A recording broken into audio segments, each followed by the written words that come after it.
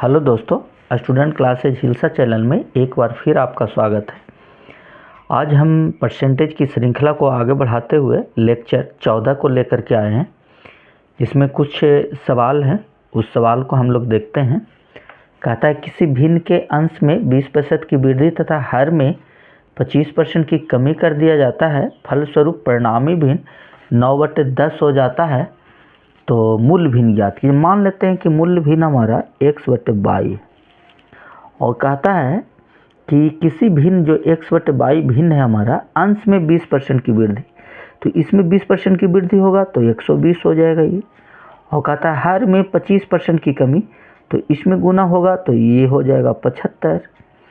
और तो जब ये हो जाता है, कर दिया जाता है, तो इससे जो परिणामी भिन्न आता है, यानी कि इसको हल करने के उपरांत जो मान आएगा वो मान 9/10 के बराबर है।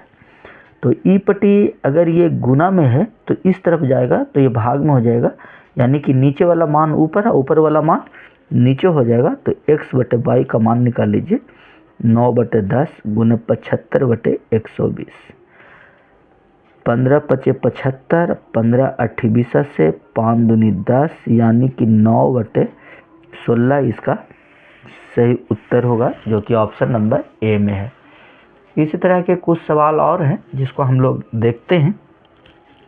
कहता है किसी भिन्न के अंश में 200% तथा हर में 120% बढ़ाया जाए तब परिणामी भिन्न जो है 9/11 हो जाता है। मूल भिन्न मान लेते हैं x/22 है और 200% बढ़ाया गया है अंश में, तो यानी कि 300% हो गया।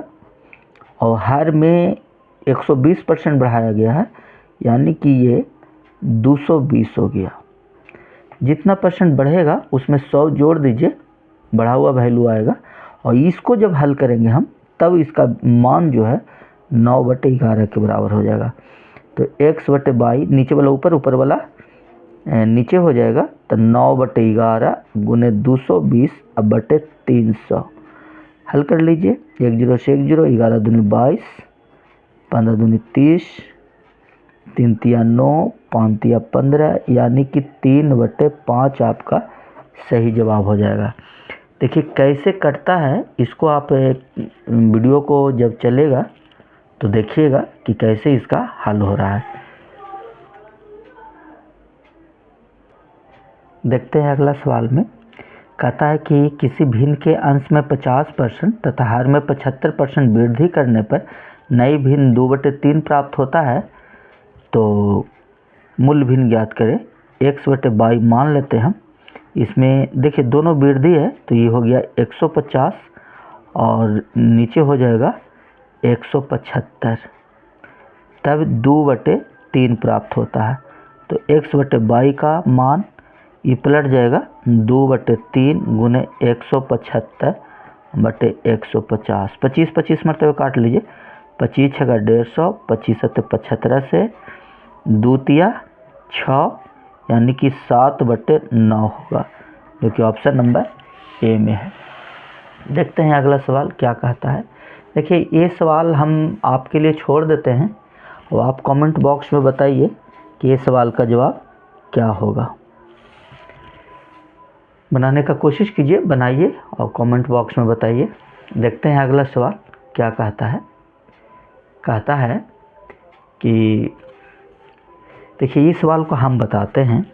कहता है कि किसी भिन्न के अंश में 25% की कमी तथा हर में 25% की वृद्धि करने पर उसके मूल्य भिन्न से परिणामी भिन्न कितना परसेंट कम होगा। देखिए ये पिछला जो सवाल हम लोग पढ़े थे उसमें परिणामी भिन्न दिया हुआ रहता था, मूल्य भिन्न मान करके निकालना रहता था, लेकिन यहाँ पर कहता है कि कितना प्रतिशत कम होगा।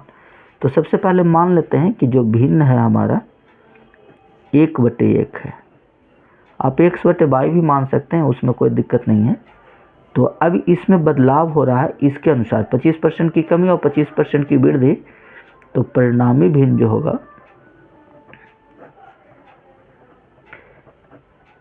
मूल्य भिन्न में बदलाव होगा।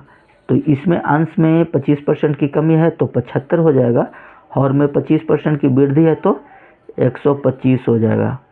तो ये हो गया 25 75, 25 25 25 से यानी कि 3/5। अब मूल भिन्न जो हमारा है वो 1/1 है और परिणामी भिन्न जो है 3/5 है। तो ये दोनों का रेशियो निकाल लीजिए, तो ये हो जाएगा 3:5। अब कहता है कि कितना प्रतिशत कम होगा, प्रतिशत कमी निकाल लीजिए। कितना कम है? 2 कम है। जब कमी रहेगा तो बड़का होगा और गुने 100, यानी कि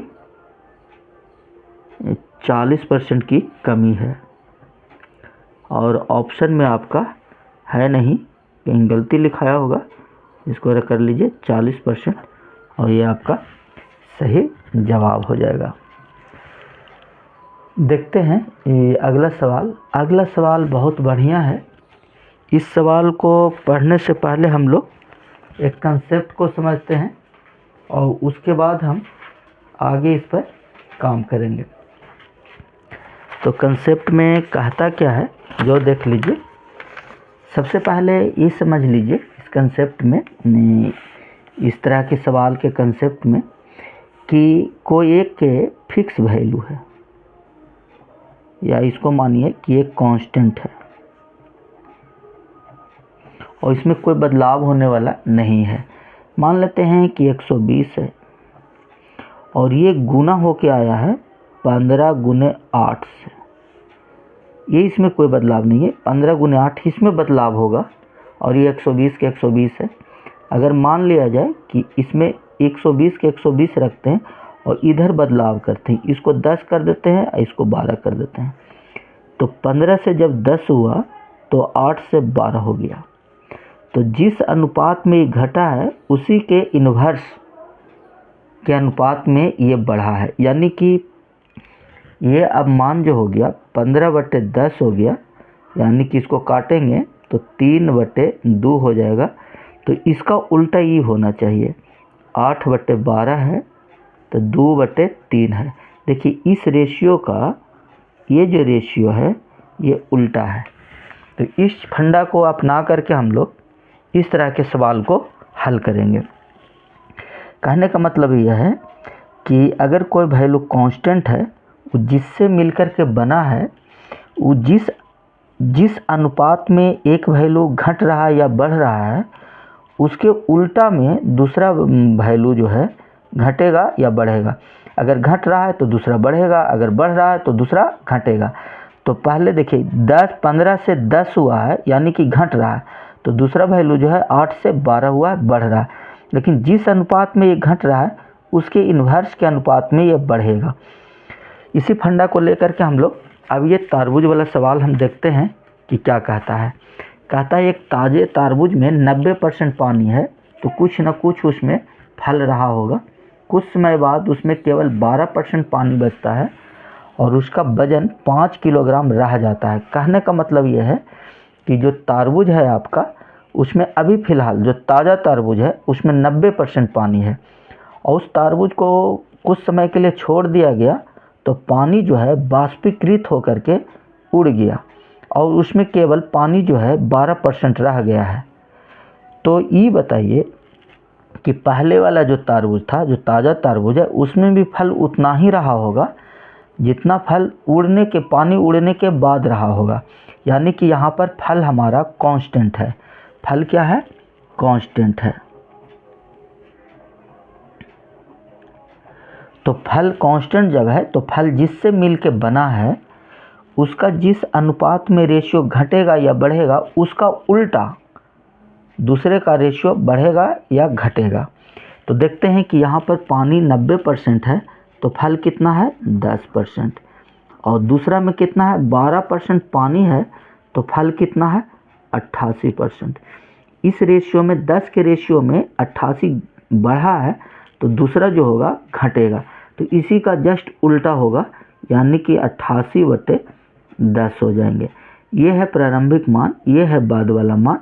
तो कहता है कि और उसका वजन 5 किलोग्राम रह जाता है, यानी कि घटने के उपरांत अब उसका वजन 5 kg रह गया, यानी कि 10 का वैल्यू 5 kg है तो इसमें 1/2 से गुना होगा।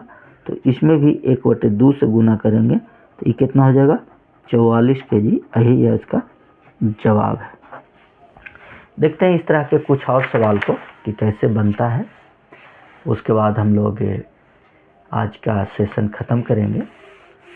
कहता है 20 किलोग्राम ताज़े तरबूज में, देखिए ताज़े तरबूज का मान 20 किलोग्राम दिया है, 96% पानी है, तो फल यहाँ पर आपका 4% है, और कुछ समय बाद इसमें 95% पानी रह जाता है, यानी कि पानी 1% जुड़ा है, तो फल इस बार कितना हो जाएगा 5%। अब इसका उल्टा हमको करना है, 5/4। ये ताज़े का है, ये बाद वाला का है, यह वैल्यू है जो बाद का वैल्यू है, लेकिन हमको ताज़े पहले वाला का वैल्यू दिया हुआ है कितना केजी 20 है, तो ये 4 गुना है, तो ये भी 4 गुना होगा, तो ये कितना हो जाएगा 16 केजी आपका सही जवाब हो जाएगा। देखते हैं अगला सवाल में क्या कहता है। ये सवाल पूछे जाते हैं और ये सवाल बहुत सारे लोग इसको रेशियो से भी बनाते हैं, रेशियो से भी बन जाएगा। इसमें फल को रेशियो में बराबर कर लेना है, और जब एक बराबर हो जाएगा तो दूसरे का अंतर दिया हुआ है, वैल्यू दिया हुआ है, हल कर लेंगे, लेकिन उससे हम लोग को बनाना नहीं है। देखिए ताज़े फल की में पानी 68 है, तो फल कितना है 32 है, और सूखे फल में यानी कि जब फल सूख गया धीरे धीरे करके, तो उसमें 20% पानी का मान दिया हुआ है, यानी कि फल कितना है 80 है। इसी को उल्टा करके लिखना है 80/20, 32, 8 × 32, 16 दूनी 32, 16 × 80, यानी कि ये 5/2 का वैल्यू है। अब कहता है कि 100 किलोग्राम ताज़े फल से, ये ताज़ा फल है आपका ऊपर वाला, अगर 100 है तो ये 20 गुना है, तो ये भी 20 गुना होगा, और ये कितना हो जाएगा 40 kg, और आपका आंसर बी नंबर होगा। देखिए आप लोग पूरा वीडियो देखते नहीं हैं, पूरा वीडियो देखिए ताकि आपको लास्ट में जो सवाल मिले उसको आप बना पाएँ, और लाइक ज़रूर कीजिए, लाइक करने में कुछ जाता नहीं है। ताज़े फल में 68% पानी है, तो फल यहाँ पर आपका 32 हो गया, और सूखे फल में 20% पानी है, तो फल यहाँ पर 80 हो गया, तो इसको उलट दीजिए 80/32, 16 दूनी 32, 16 × 80, 5/2 हो गया, और कहता है कि 75 kg ताज़े फल है, इसका मान 75 है, तो ये 15 से गुना है, ये भी 15 से गुना होगा, यानी कि कितना हो गया 30 kg आपका सही जवाब हो जाएगा। आज का ये अंतिम सवाल है। इस वीडियो को पूरा देखिए, नए हैं तो सब्सक्राइब कीजिए, ताकि जो भी हम वीडियो लेके आएँ वो आप तक पहुंचता रहे। आज के लिए बस इतना ही, तब तक के लिए धन्यवाद।